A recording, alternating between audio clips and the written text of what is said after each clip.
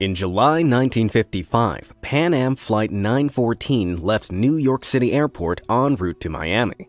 However, the flight never made it to sunny Florida. Without sending out a distress signal or leaving behind even the smallest piece of wreckage, the plane and its 57 passengers seemingly vanished into thin air. As the years passed without any sign of the missing plane, most people assumed the mystery would never be solved. But then, 37 years later, the impossible happened.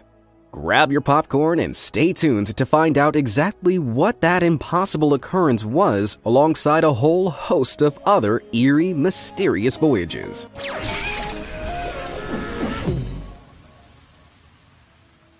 One morning in 1992, at an airport in Caracas, Venezuela, air traffic controllers were going about their business when they noticed something very strange.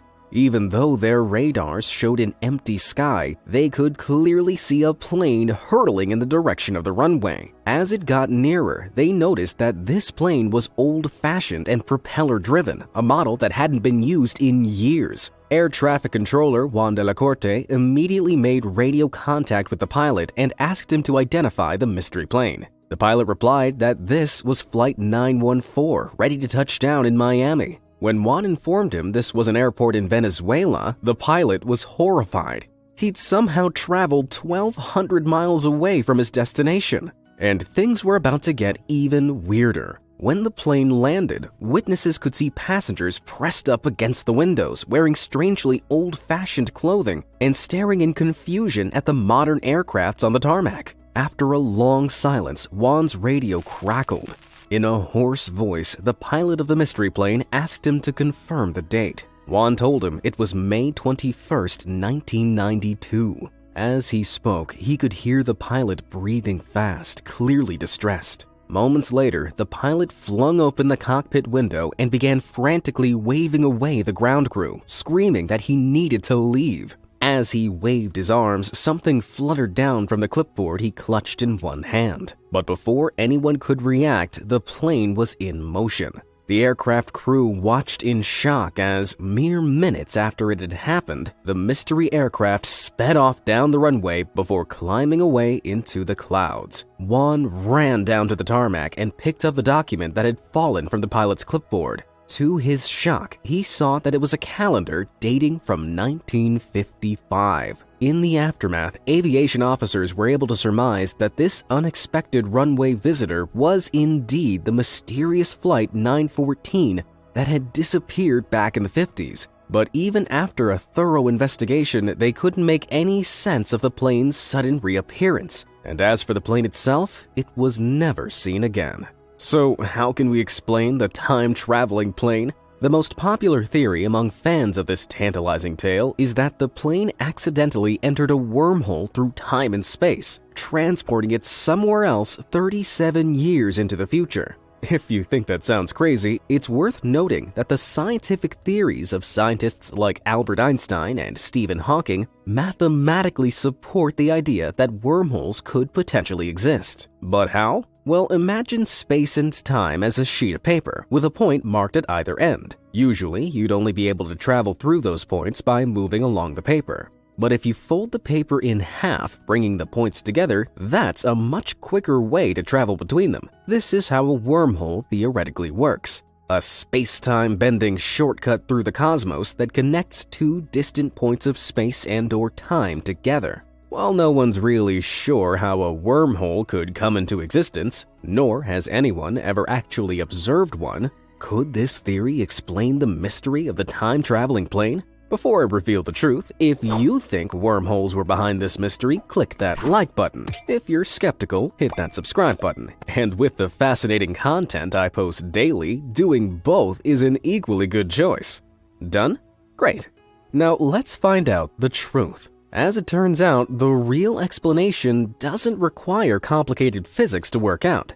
That's because, unfortunately, the tale of Pan Am Flight 914 is actually a vintage piece of fake news. First circulated by the Weekly World News in 1985, this tabloid was notorious for inventing mind-boggling stories in order to sell papers. including the story of a baby born with a wooden leg and the tall tale of a man who sued himself after he was hit by his own boomerang. In fact, the story of Flight 914 made such a splash in the 80s that the tabloid actually ran it twice more in 1993 and in 1999. It soon became an urban legend, circulated online by conspiracy theorists as evidence of time travel. But, of course, I wouldn't bring you here with the promise of genuine mystery and not deliver.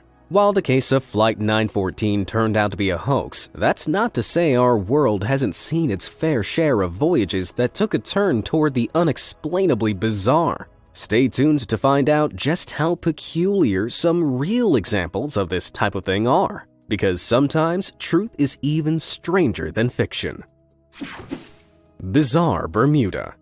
Would you take a trip over the Bermuda Triangle? Over the years, this portion of the North Atlantic Ocean between Bermuda, Miami, and Puerto Rico has seen a number of planes and ships disappear in mysterious-seeming circumstances. None of these disappearances are stranger or more perplexing than the vanishing of Flight 19. In December 1945, a squadron of 5 torpedo bombers and their 14 crew took off from Fort Lauderdale in Florida, ready to tackle a 3-hour training exercise. Not far into their journey, Flight 19 began to run into problems. The flight leader, Lieutenant Charles Taylor, began to radio in distress messages, claiming that the squadron had become lost after Taylor's plane's compasses malfunctioned. As dusk began to set in and weather conditions turned nasty, the radio messages became increasingly confused, until eventually they stopped altogether. As it became apparent the squadron was in trouble, 2 planes were dispatched on a search and rescue mission heading for Flight 19's last known location,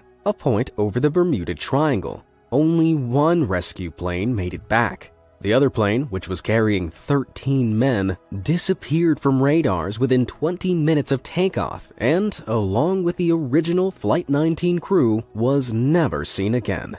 An extensive search found no wreckage from any of the missing aircrafts, and investigations were unable to explain the mysterious disappearances. To this day, the planes have never been recovered. So what is it with stuff like this happening over the Bermuda Triangle? Well, conspiracy theorists argue that the triangle could be a hunting ground for UFOs or the site of an all-consuming whirlpool. There's even a theory that ancient technology from the lost city of Atlantis scrambles the navigation equipment of vehicles in the area. On the other, more rational hand, in the case of Flight 19, it's possible that the planes really did lose their way after their leader's compasses malfunctioned, leaving them all to run out of gas and crash into the ocean.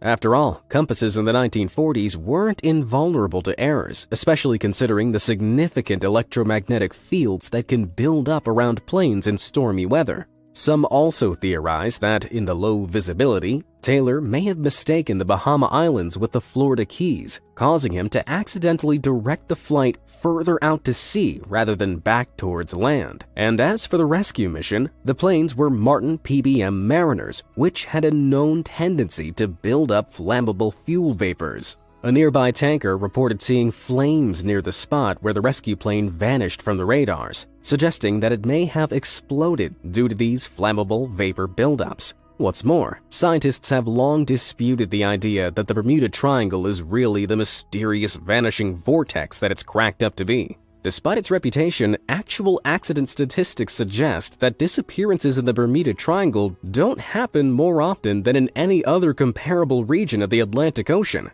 But even with all that considered, with no wreckage ever found, the true fate of Flight 19 remains unconfirmed. What do you think happened? Let me know in the comments below. Mystery Man. Ladies and gentlemen, fasten your seatbelts and get ready to hear about one of the most mystifying unsolved cases in FBI history. In November 1971, a man in his mid-40s boarded a plane traveling from Portland, Oregon to Seattle, Washington. He gave his name as Dan Cooper, took his seat, and ordered a bourbon and soda. Shortly after takeoff, he informed the stewardess that he had a bomb in his briefcase, opening the case to reveal tangled red wires, cylinders, and batteries to prove it. He stated everyone would be safe as long as his demands for 4 parachutes and $200,000 in cash were met. The authorities were quickly notified, and the FBI ensured the ransom money and parachute were ready when the plane landed in Seattle. Upon landing, Cooper allowed all 36 passengers to walk free in exchange for the money and equipment. He kept the flight crew on board, though, and calmly told them to set a new course for Mexico City. Once they were back in the air, Cooper told the crew to wait in the cockpit. He then walked to the back of the plane, took off his tie, opened the rear door, and parachuted away with his ransom money. The plane went on to land safely at Reno Airport, but Dan Cooper was never seen again. For 49 years after that night, the FBI maintained an open investigation into the daring mid-air crime. Their prime suspect was Richard Floyd McCoy, who was arrested for a similar airplane robbery a few weeks later. But he was eventually eliminated from the investigation as there was evidence that he spent the day of the hijacking in Las Vegas. Despite compiling a list of more than 800 suspects, the FBI were unable to crack the case. There's another bizarre twist to this tale. In 1980, 9 years after the crime took place, a young boy discovered $6,000 in tattered notes along the banks of the Columbia River in Vancouver. The FBI soon confirmed these notes came from the ransom paid to Dan Cooper, though the investigators couldn't agree on whether the notes had been deliberately buried or drifted there from somewhere upstream. With no official conclusion even to this day, it seems we'll never know what really happened to Dan Cooper. Some officials share the opinion that Cooper couldn't possibly have survived his daring jump, but since no body was ever found, many believe he got away scot-free. Whatever happened, Dan Cooper's crime remains the only unsolved act of air piracy in aviation history. Up, up, and away. Hitching a ride like Dan Cooper is one thing, but imagine trying to steal an entire plane and hide it away somewhere. That's exactly what 2 men attempted in 2003 when they stole a Boeing 727 straight from the runway of 4 de Fevereiro Airport in Angola. Amazingly, despite extensive investigations by the FBI and CIA, it was never recovered. So, how did it happen? Well, in May 2003, 2 airport employees boarded the plane and began to taxi it along the runway. Of the 2, Ben Padilla was an American pilot, while John Mutantu was a hired mechanic from the Republic of Congo. Both men had access to the plane in order to carry out repairs, but neither of them were certified to fly it. The control tower team observed the plane making its erratic way down the runway and tried to make contact but received no response. Before anyone could do anything about it, the plane took off into the sunset and hasn't been seen since. So, what happened to the plane? Currently, it's all theoretical. Padilla and Mutantu may have stolen it for personal gain, hoping to sell parts, or they may have stolen it on behalf of its owner for insurance purposes. The plane's owner, Maori Joseph, had previously been charged with falsifying financial documents and defrauding investments, leading many to suspect that he paid Padilla and Mutantu to carry out the daring theft. But it's equally unclear whether the plane even made it to its unknown destination or whether it crash-landed in the ocean. Neither the plane, its parts, nor a wreckage have ever been recovered, leaving this expert theft a truly head-scratching mystery. The lady vanishes. Whatever happened to Amelia Earhart? She was a record-breaking pioneer, a best-selling author, and the first female aviator to fly solo across the Atlantic Ocean. However, in July 1937, Earhart and her navigator, Fred Noonan, set off from New Guinea on one of the last legs of her historic attempt to circumnavigate the globe. Despite a promising start, their plane never made it to its destination, and given that she never reappeared, Earhart was declared legally dead in 1939. So, what actually happened? Nobody knows for sure, but one popular explanation is that Earhart made an emergency landing on or near the deserted Gardner Island in the West Pacific Ocean. Without a functioning plane, she and Noonan may have been forced to spend the rest of their days as castaways. Various expeditions to the island have found strange artifacts, including a woman's shoe dating from the 1930s and some improvised tools. In 1940, British officials found a skeleton on a remote part of the island, and analysis suggests that it may have belonged to a woman of European ancestry. However, no plane or wreckage has been found on or near the island, casting some doubts on the castaway theory. Others argue that Earhart was captured and executed by Japanese soldiers after crash landing in the Japanese-controlled Marshall Islands, while some even speculate that she faked her own death and moved to New Jersey. But given the lack of any substantial evidence for those wilder ideas, the idea that Earhart crashed into the sea after radio failures and bad weather is the most likely theory. It's worth noting, though, that since 2002, deep-sea exploration company Nautilus has scanned nearly 2,000 square nautical miles using sonar around the area Earhart may have crashed, and has found no trace of wreckage. Until that elusive plane is found, it's likely that the fate of this iconic aviator will remain an enigma. Free Fallen. In 1972, one woman experienced an extreme amount of both good and bad luck simultaneously while flying over Czechoslovakia. Vesna Vulovic was her name, and to this date, she holds the Guinness World Record for surviving the highest fall without a parachute. The Serbian flight attendant fell a whopping 33,330 feet after a briefcase bomb exploded in the baggage compartment of her plane. Not only did she live to tell the tale, but she also made a full recovery from her injuries and even asked for her old job as a flight attendant back. Now that's commitment. So, what allowed her to survive?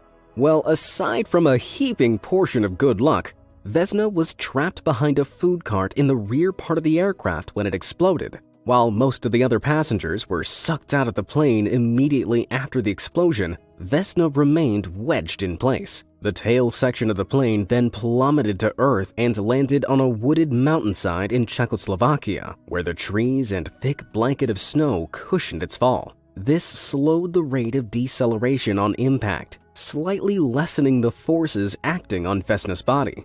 What's more, doctors believe Vesna's history of low blood pressure may have prevented her heart from exploding on impact.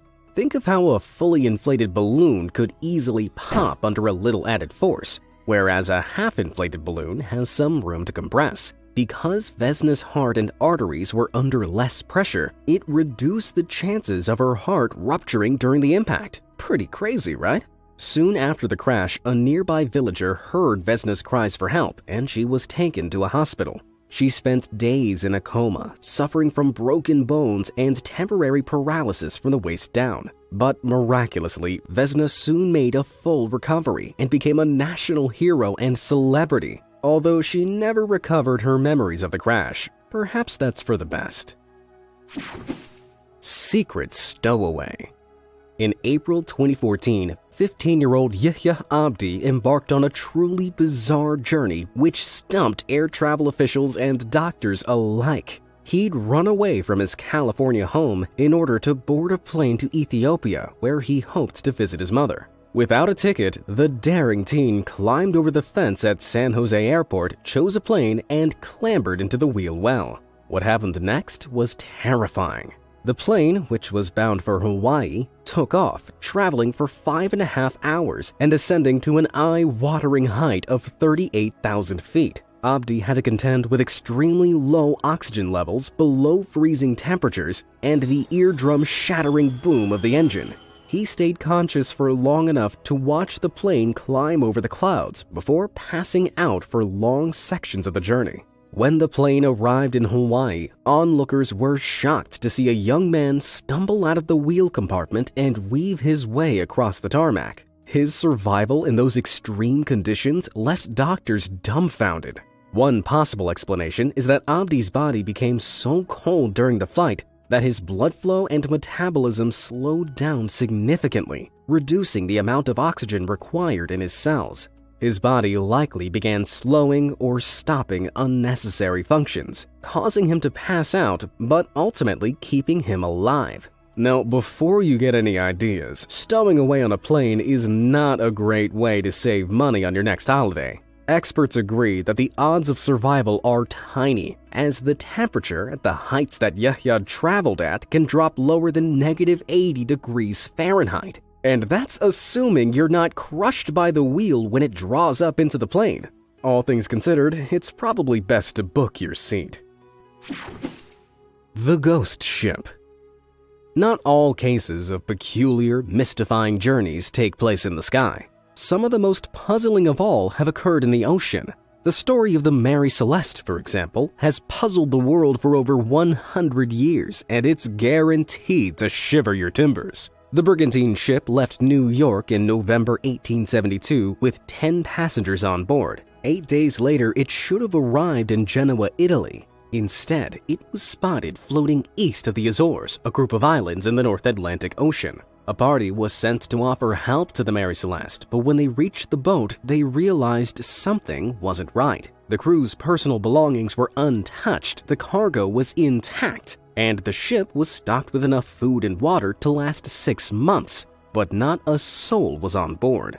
Some speculate that the crew were gobbled up by sea monsters or thrown overboard by pirates. But as the ship wasn't damaged, the cargo wasn't raided, and there were no clear signs of a struggle, these theories don't really hold water. A more likely explanation is that all or some of the passengers deliberately abandoned ship, sailing away on the lifeboat. But why would anyone abandon the Mary Celeste, especially when it was fully stocked and seaworthy? Some have suggested the crew staged a mutiny, throwing the captain overboard before sailing the lifeboat away into the horizon. But it's also possible the crew were startled by extreme weather. In their panic, they may have boarded the lifeboat, intending to head for safety but sunk before reaching their destination, while the main ship itself survived. Supporting this theory is the fact that one of the ship's pumps was found disassembled on the deck, and the cargo hold was awash with 3.5 feet of water. It's possible that after taking on some water in harsh conditions, the captain feared the ship was no longer seaworthy. If he did so, he was sadly mistaken. The ship was totally fit for purpose and went on to be used for several more years. But with no sign of the crew nor any definitive evidence on board, it seems hopes of finding the truth has long drifted away on the waves. What do you think happened to the ghost ship? Let me know in the comments below. Mystery Companions. Soaring back into the skies now, we find ourselves in the winter of 1944 near the end of World War II. Around this time, Allied pilots began reporting strange glowing lights following their aircrafts. The red, orange, and white lights appeared to toy with the planes, darting closer and then spinning away through the air at high speeds. The sightings were so widespread that soldiers began to refer to them as Foo Fighters, a name taken from a popular cartoon character called Smokey Stover, who used the nonsense word "foo" as a catchphrase. But considering how common these sightings became, they appeared to be anything but nonsense. There are a few different theories about the origin of these spooky lights. Author Renato Vesco claims that the Germans had developed a secret weapon called a fireball, which flew in the air and spun around like a Catherine wheel firework in order to distract Allied pilots. However, historians have pointed out that there's almost no evidence to support this claim. Some conspiracy theorists, meanwhile, believe that the Foo Fighters could have been UFOs, perhaps checking out humanity's latest military technology in action. Of course, whether or not you believe that theory really depends on your stance on whether aliens have visited Earth.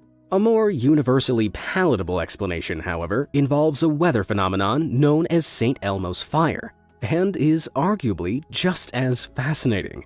This phenomenon causes fluorescent bursts of light to appear around pointed objects during storms. The fire is actually a form of luminous plasma, which is generated when there's a strong electric field in the air, often during thunderstorms. It's often observed to erupt from the wings or nose of a plane, which could explain some sightings of these strange glowing Foo Fighters. However, considering many of the reports described the Foo Fighters as floating orbs of red and orange, these don't all fit St. Elmo's Fire, which looks more like purple lightning. Some have pointed to ball lightning, a reported phenomenon that hasn't yet been definitively proven to exist by science, where lightning reportedly takes on a floating spherical form.